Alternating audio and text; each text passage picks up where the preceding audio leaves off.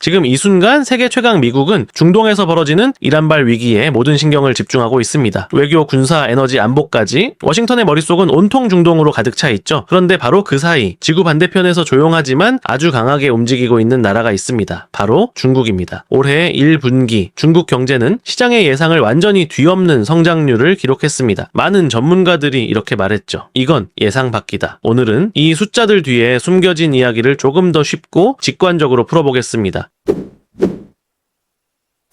먼저 가장 기초부터 짚고 가겠습니다. GDP. 쉽게 말하면 한 나라 안에서 1년 동안 만들어낸 모든 물건과 서비스의 총합입니다. 더 쉽게 비유하면요. 여러분 회사의 내 연간 매출이라고 생각하시면 됩니다. 국가 버전 성적표라고 보시면 딱 맞습니다. 그럼 중국의 최근 성적표를 한번 볼까요? 2025년 1분기 5.4% 꽤 괜찮은 숫자였습니다. 하지만 이후 흐름은 달랐습니다. 2분기 5.2%, 3분기 4.8%, 4분기 4.5%. 네, 보이시죠? 계속 내려오고 있었습니다. 그런데 여기서 반전이 나옵니다. 2026년 1분기 다시 5.0%. 중요한 건 단순한 상승이 아닙니다. 4분기 연속 이어지던 하락 흐름이 여기서 딱 꺾였다는 점입니다. 이걸 경제에서는 보통 V자 반등이라고 부르죠. 완벽한 V자는 아니지만 분명한 방향 전환입니다. 그럼 여기서 질문 하나 드려볼게요. 5% 성장, 이거 정말 대단한 숫자일까요? 비교를 해보겠습니다. 같은 기간 미국은 약 1.6%, 유럽연합은 0.4%. 그럼 한국은요? 1분기 전망치가 약 0.9% 수준입니다. 이렇게 놓고 보면은 중국의 5%는 단순한 숫자가 아닙니다. 압도적인 격차입니다. 여기서 더 중요한 포인트가 있습니다. 중국은 14억 인구, 세계 2위 경제 대국입니다. 이 거대한 경제가 5% 성장한다는 건 규모 자체가 다른 이야기입니다. 숫자로 보면은 더 직관적입니다. 중국 GDP는 약 18조 달러, 우리 돈으로 약 2경 4천조 원입니다. 여기서 5%가 성장하면 1년에 약 950조 원이 새로 생겨납니다. 이게 어느 정도냐면 한국 연간 GDP가 약 1700조 원이죠. 즉 중국은 1년에 한국의 절반 규모 경제를 새로 만들어내고 있는 셈입니다. 자, 이 정도면 그냥 지나칠 숫자는 아니죠. 그렇다면 이 놀라운 성장을 이끈 진짜 힘은 무엇일까요? 바로 산업 부가가치입니다. 조금 어렵게 들리시죠? 쉽게 말하면 공장에서 얼마나 많은 가치를 만들어냈느냐입니다. 이번 1분기 이 수치가 전년 대비 6.1% 증가했습니다. 전체 성장률 5%대를 끌어올린 가장 강력한 엔진이었던 셈이죠. 자, 그렇다면 어떤 공장들이 이 성장을 만들었을까요? 딱 세 가지만 기억하시면 됩니다. 첫 번째 전기차. 지금 전 세계에서 팔리는 전기차 10대 중 7대가 중국에서 만들어집니다. 전 세계 생산의 70%라는 말이죠. BYD, NIO, 지리 한 번쯤은 들어보셨을 겁니다. 특히 BYD는 2025 년사 분기 처음으로 테슬라를 제치고 전 세계 판매 1위를 기록했습니다. 이후 분기별로 순위는 엎치락 뒤치락 하지만 연간 기준에서는 여전히 중국의 우위가 이어지고 있습니다. 두 번째, 그 배터리 공급망. 전 세계 배터리의 85%를 중국이 공급합니다. 자, 이건 정말 중요한 숫자입니다. 전기차는 물론이고 스마트폰, 에너지 저장 장치까지 배터리의 핵심 소재 가공부터 셀 생산까지 85%를 중국이 장악하고 있습니다. ATL 들어보셨나요? 세계 1위 배터리 기업입니다. 삼성 SDI, LG 에너지 솔루션, SK온이 빠르게 따라붙고 있지만 현재 점유율 약 37%. 자, 여전히 압도적인 1위입니다. 이걸 일상적으로 풀어보면 이렇습니다. 자, 여러분 손에 들고 있는 스마트폰, 그 안에 들어간 배터리 부품 10개 중 8개 이상은 중국을 거쳤다고 보셔도 무방합니다. 세 번째, 태양광 패널. 지금 전 세계는 탄소 중립을 향해 움직이고 있습니다. 그리고 그 핵심 장비가 바로 태양광 패널이죠. 그런데 이 시장의 80%를 중국이 만들고 있습니다. 과거 유럽이 중국산 패널에 반덤핑 관세를 부과했지만 결국 대안을 찾지 못하고 흐지부지 됐던 이유가 여기에 있습니다. 자, 여기서 중요한 질문 하나가 떠오릅니다. 미국과 무역전쟁까지 하는데 중국이 정말 버틸 수 있을까? 저 답은 방금 말씀드린 숫자에 있습니다. 전기차, 배터리, 태양광까지 전 세계가 2050년 탄소 중립을 향해 가는 지금 이 세 가지 없이 그 목표는 사실상 불가능합니다. 미국도 유럽도 일본도 이 공급망을 쉽게 끊지 못하는 이유입니다. 이게 바로 중국이 무역전쟁 속에서도 버틸 수 있는 경제적 방패입니다. 쉽게 말하면 이렇습니다. 동네에 슈퍼가 하나뿐인데 그 주인이랑 싸우기 쉽지 않은 것과 같습니다. 하지만 여기서 반드시 짚고 넘어가야 할 문제가 있습니다.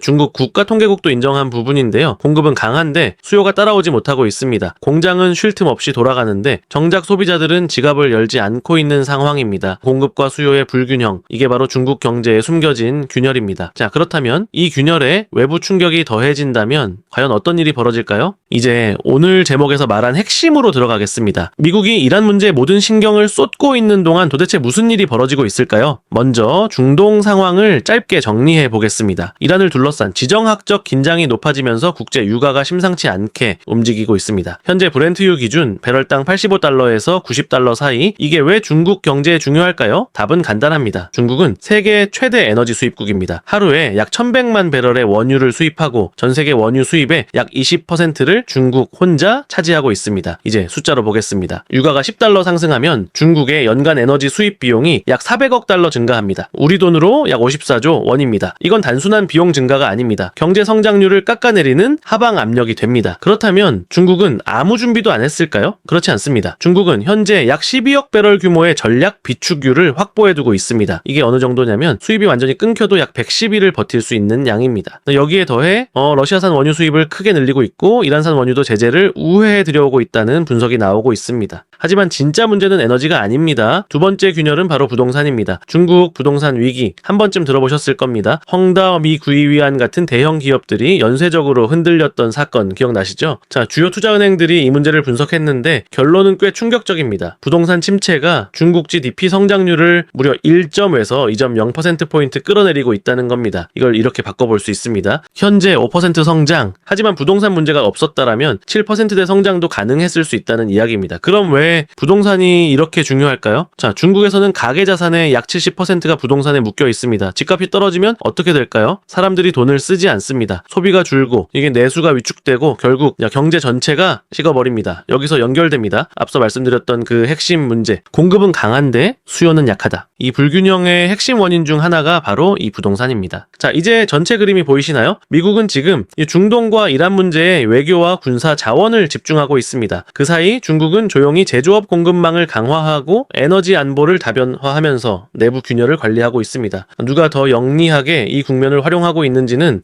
지금 당장이 아니라 앞으로 1년, 길게는 2년 뒤에 분명하게 드러날 겁니다. 이제 정치적인 판단은 여러분께 맡기겠습니다. 이제 우리는 숫자와 데이터만 보겠습니다. 그렇다면 이 모든 변화가 우리 한국 경제에는 어떤 의미를 가질까요? 글로벌 경제는 거미줄처럼 촘촘하게 연결되어 있습니다. 중국이 재채기를 하면 한국이 감기에 걸린다 한 번쯤 들어보셨죠? 반은 맞고 반은 틀립니다. 정확히는 이렇습니다. 중국이 어떤 방향으로 성장하느냐에 따라 한국은 감기에 걸릴 수도 있고 반대로 큰 수혜를 입을 수도 있습니다. 먼저 긍정적인 신호부터 보겠습니다. 한국은행은 26년 1 분기 한국 성장률을 약 0.9% 수준으로 전망했습니다. 이 성장을 이끈 가장 큰 힘은 무엇이었을까요? 바로 반도체 수출입니다. 중국의 제조업이 강하게 돌아갈수록 AI 서버, 스마트폰, 전기차에 들어가는 메모리 반도체 수요가 증가합니다. 그리고 그 최대 수혜자가 바로 삼성전자 그리고 SK하이닉스를 가진 한국입니다. 실제로 1분기 한국의 반도체 수출은 전년 대비 무려 50% 이상 증가했습니다. 그런데 여기서 하나 짚고 넘어가야 할 개념이 있습니다. 기저효과입니다. 기저효과란 비교 기준이 되는 시점의 수치가 낮을수록 성장률이 더 높아 보이는 현상입니다. 예를 들어볼게요. 시험 점수가 50점에서 60점이 되면 20% 상승입니다. 하지만 90점에서 95점이 되면 5.5% 상승에 불과합니다. 한국은 25년 4분기 성장률이 마이너스 0.3%였습니다. 상당히 낮은 수준이었죠. 지금 나온 0.9% 성장, 이건 분명 의미 있는 반등이지만 진짜 체력이 얼마나 회복됐는지는 조금 더 지켜봐야 합니다. 이제 걱정되는 신호를 보겠습니다. 이란 관련 리스크로 유가가 상승하면 한국은 직격탄을 맞습니다. 네, 한국은 원유의 약 92%를 수입에 의존합니다. 에너지 자금률이 매우 낮은 구조입니다. 유가가 배럴당 10달러 상승하면 한국의 연간 에너지 수입 비용은 약 100억 달러 우리 돈으로 13조 원 이상 증가합니다. 물가를 끌어올리고 소비를 위축시키고 결국 성장률을 갉아먹는 하방 압력이 됩니다. 그리고 하나 더 배터리 이야기를 빼놓을 수 없습니다. 앞서 말씀드렸죠? 중국은 전 세계 배터리 공급망의 약 85%를 장악하고 있습니다. 이건 한국에게 위협이자 동시에 기회입니다. 먼저 위협입니다. CATL은 기술력과 규모에서 여전히 앞서가고 있습니다. 최근에는 유럽 완성차 업체들이 비용 절감을 위해 중국산 배터리를 선택하는 경우도 점점 늘고 있습니다. 하지만 기회도 분명합니다. 미국의 인플레이션 감축법 IRA. 이 법 때문에 중국산 배터리는 미국에서 보조금 혜택을 받지 못합니다. 그래서 지금 LG에너지솔루션, 삼성 SDI, SK온이 미국의 대규모 공장을 짓고 있는 겁니다.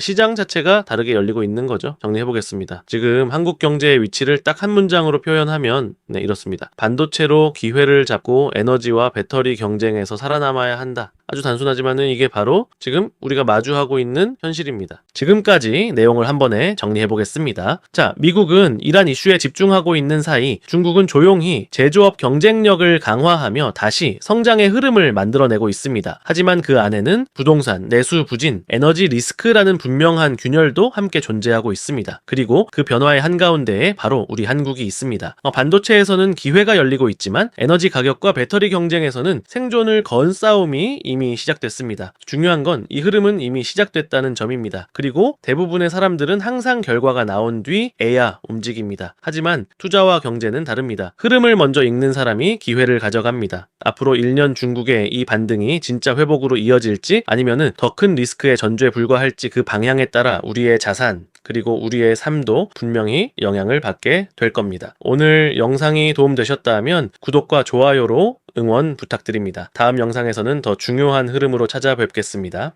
감사합니다.